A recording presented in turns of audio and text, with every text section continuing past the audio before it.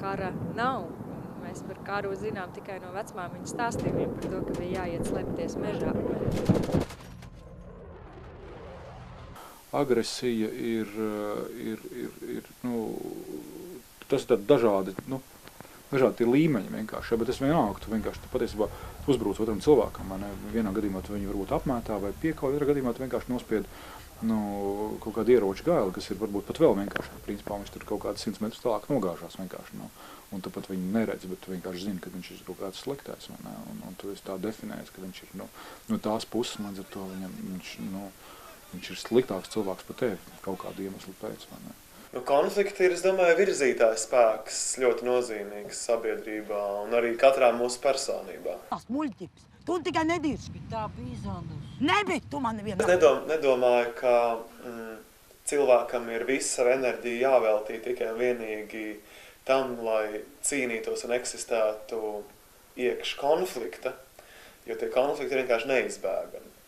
Bet, manuprāt, tas, kas mums visiem ir jāmācās, ir palikt distancētiem pret šiem konfliktiem un censties tos risināt mierīgā ceļā.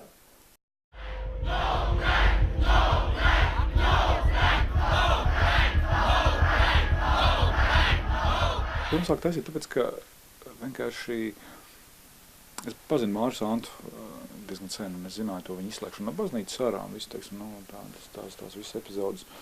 Un tā kā Mārs teica, ka būs praids Rīgā, viņš man teica, ka būs praids kaut kādus gadus iepriekš, un es īsti nevarēju saprast, kāpēc kaut kas tāds Rīgā ir jātais. Man likās, kaut kā, kad Latvija ir kaut kādā nākamā evolūcijas stadijā. Man sajūta bija tāda, ka Latvijā, teiksim, vismaz vai tajā lokā, ko es kontaktējos, man likās, ka cilvēkiem,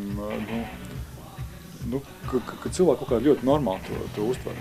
Ka tur vispār, kāda tur diskriminācija, kāds tur jautājums. Vispār, un es īsti nevarēju saprast šādu gājienu tā kā vajadzību Latvijā. Es pieņēmu to kameru, aizgāju, un tad tajā brīdī tas, ko es ieraudzīju, pirmajā brīdī likās dīvaini. Tā kaut kā tie cilvēki, kas tur iet un bļauj un ārdās un kliedz. Un tad kaut kā es tā kā eju līdz tam gājienam, filmēju. Un ar katru nākamo brīdi man tas liekas man jocīgāk. Arvien tā kaut kā, es arvien vairāk kaut ko nesaprotu, tur kaut kā cilvēki, kas skrien caur tam policijas pūlim, spēr tur,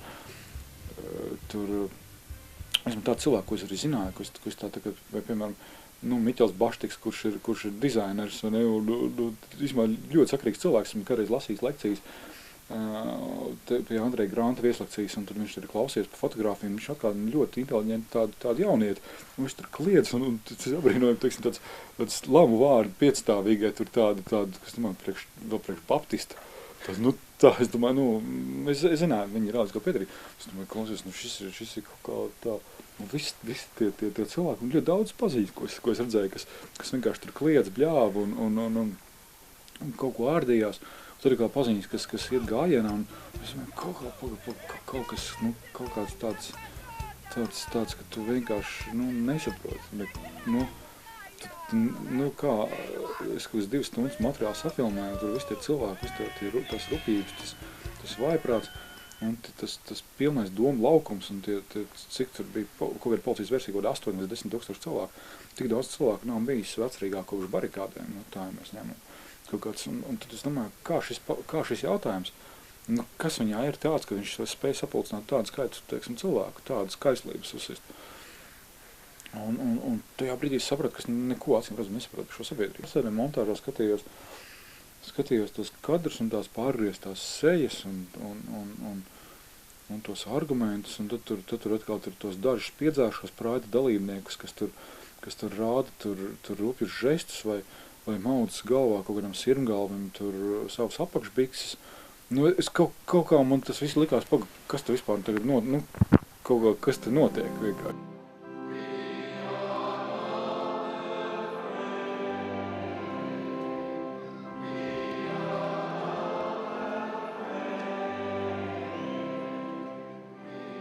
Man liekas, ka tādā, kur ir reāls, kurš varbūt cilvēki ir godīgāki, varbūt, tur, teiksim, runā īsākos teikumos.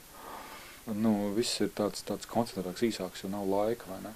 Tā kā varbūt tas konflikts notiek kaut kādā tādā pilsētu vidē, tādā urbānā, teiksim, tad tur ir vieta visādām manipulācijām, murgoloģijām. Tiek manipulēts ar informāciju, kā tiek salikti dažādi fakti, kaut kādi notikumi, tad kaut kāda vēsturiska notikuma interpretācija, kur rezultātā vienkārši cilvēki, kas ir līdz tam dzīvojuši draudzīgi,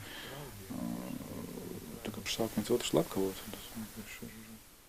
Lielos vilcienos stāsts ir tāds, ka tieši Afganistānā ilgus gadus bija strādājis Sandijs un Ģirds.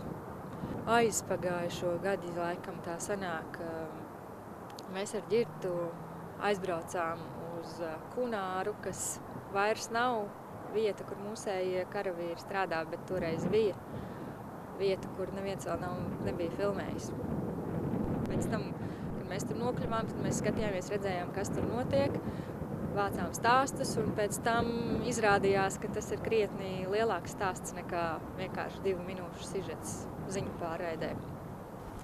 Pēc tam uz to pašu reģionu nākamā gada augustā devās Sandijs ar Ģirtu uz pāris nedēļām, bet bija skaidrs, ka viņi ir ieskicējuši stāstu, viņi ir atraduši varoņus, bet ir jāturpina filmēt. Un tad tā paša gada novembrī atkal devāmies mēs ar Ģirtu un turpinājām darbu. Ir kaut kādas epizodes, kas ir samontētas un nav ieliktas. Viņas nelīmējās klāt pēc tam, kad to stāstu būvē tālāk. Strīdi bija, protams, miljoniem strīdi par to, ko vajag, cik garu, cik īsu un kāpēc tieši tur, kāpēc tagad un pārmontēts ir ļoti daudz reižu. Tur no strīdiem nevar izvairīties. Ir, protams, ka vesels lērums lietu, ko mēs neiekļāvām, ir gigabaiti, kas nav izmantoti. To, kas ir noticis Latvijā Otrā pasaules kara laikā, ja tev met bumbas uz galvas, taču ir jāmeklē cita vieta, kur dzīvot.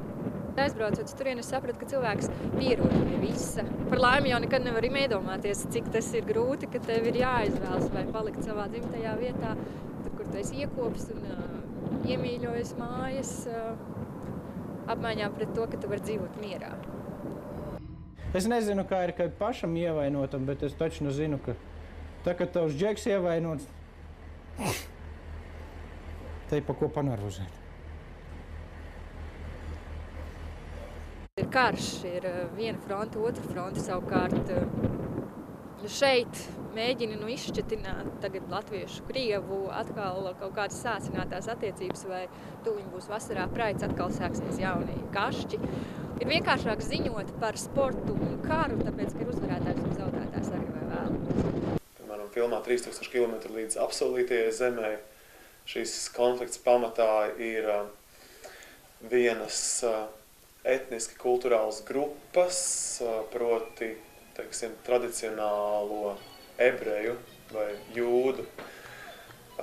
No vienas puses gadu tūkstošiem koptās sabiedrības normas, kas diezgan stingri reglamentē, kā būtu jādzīvo šī dzīve, gan individuāli, gan vispār sabiedrībā. Un no otras puses sabiedrība mūsdienu šī brīža Latvijas realitāte, kas uzliek savus nosacījumus un kas dzīvo pēc mazliet citiem likumiem un ievēro pavisam varbūt brīžiem citas normas. Un tās filmas mērķis bija patiesībā likt mums arī neebrejiem identificēties ar šīs etniskās grupas teiksim, problemātiku, mēģināt iejusties viņu ādā un padomāt arī pašiem par sevi, līdz ar to rodot kaut kādu vispārinājumu, kas attiektos arī uz visu mūsu dzīvēm. Tas, man liekas, arī ļoti obligāta lieta, jebkurā filmā vai jebkurā labā žurnālistiskā pētījumā, ka ir kāds konkrēts case study, kas mūs ieinteresē, mūs aizgrāb, mēs identificējamies ar tiem varoņiem, izdzīvojam šo stāstu, šo konfliktu, un pēc tam izdarām kaut kādus secinājumus, kas izrādās varbūt noderīgi mums, kas ir pilnīgi nesaistīti ar šiem stāstu varoņiem. You know, there is things what you cannot change. Could you change the color of your eyes? You could? The color of your eyes, you could change? You don't understand me? The color of the eyes you cannot change. Same thing if somebody was born Jewish, he was born Jewish. Yeah, he was born to a chosen nation because this is what God wrote us in the Torah, and he cannot change that. Holokausta un trimdas dēļ lielākā daļa to vēsturisko šejienes ebreju ir prom un viņu radinieku, un tā vietā ir, teiksim, pārsvarā no bijušās Padomju Savienības republikām iebraukuši ebreji, kuriem atkal ir, teiksim, šīs te identitātes problēmas, arī, teiksim, šie te iekšējie konflikti, kas es esmu, vai es esmu, teiksim, pamatā ebrejs vai iebraucējs no konkrētas bijušās Padomju Savienības republikas vai Krievu tautības cilvēks, un kas ir šis kultūras backgrounds, un šie jautājumi arī mazliet ieskicējās tajā filmā. Arī filmā ģimenes lietas nav jau, teiksim, tur kaut kāda vienkārši konflikta, kas ir domstarpības cilvēku vidū. Konflikts ir daudz vispārīgāks. Konflikts ir starp, teiksim, skatītāju un šīs filmas varoņiem, kas dzīvo pavisam citā sociālā vidē, un kam mēs esam varbūt pieraduši uz tādiem cilvēkiem raudzīties kā uz outsideriem vai cilvēkiem, kas ir ārpus sabiedrības, kas neatbilst patiesībai, tāpēc, ka viņi ir vēlētāji un viņi ir tie, kas ievēl mūsu parlamentu. Daudz neviens savā vietā nerisinās to, kas tev pašai. Bet ja man neļauj cilvēks nosīst, ja es gribu nosīst, un kāpēc man cilvēki neļauj? Nahuj, vai tāds liekīši? Filmā ģimenes lietas mums bija ilgāku laiku pašiem iekšēja diskusija par to, vai mēs drīkstam rādīt bērnu sejas. Tāpēc, ka šī asinsgrēkā dzimušie bērni teorētiski pēc zinām laika varētu normālā veidā iekļauties sabiedrībā un vēlams, lai viņus nevajātu šis stāsts par to, ka viņi ir dzimuši no brāļa un māsas.